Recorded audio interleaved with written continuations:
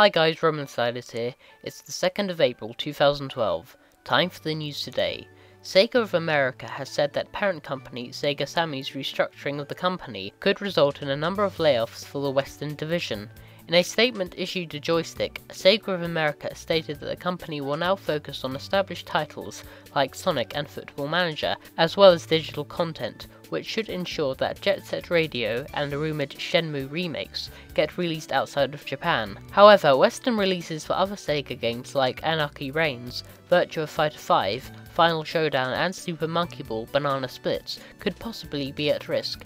SOA went on to say that due to the economic climate, Sega would now be concentrating on delivering digital content and focusing on established franchises, while reducing its reliance on traditional packaged goods. The restructuring of the company will result in a number of redundancies within the publishing business across the Western organisation. This is an interesting move for Sega, and hopefully they don't regret implementing this new business model, although I would like to see new Sega games rather than the established classics. Team Meat, developer of PC and Xbox BLA platformer Super Meat Boy, is set to be rebuilt for ISO. According to the indie developer, Super Meat Boy will be completely rebuilt from the ground up for touchscreen devices.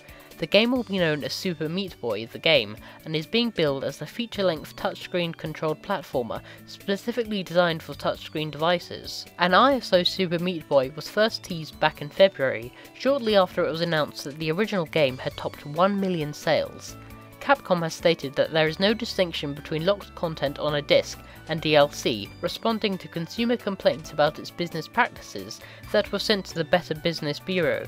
The fighting game maker came under fire from fans when it was discovered that 12 Hidden Street Fighter Cross Tekken characters were already on the disc, presumably to be unlocked as DLC at a later date. Capcom, in a PR move, stated that they were sorry that some of its fans were not happy about the method of delivery of the DLC, but reiterated their commitment to their business model. Capcom went on to say that there was no distinction between DLC being locked on a disc and available for unlocking at a later date, or being available through a download other than the delivery mechanism. I agree with Capcom that DLC has to be available in some form on the disc to begin with, but is encrypted and downloads simply unlock a new part of the game. Only the delivery method is different.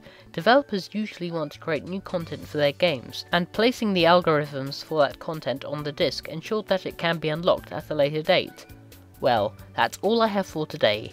If you would like to leave a comment in the section below on any of the topics I've covered, please feel free to do so, and stay tuned to my channel for more gaming goodness. Until next time, peace out guys.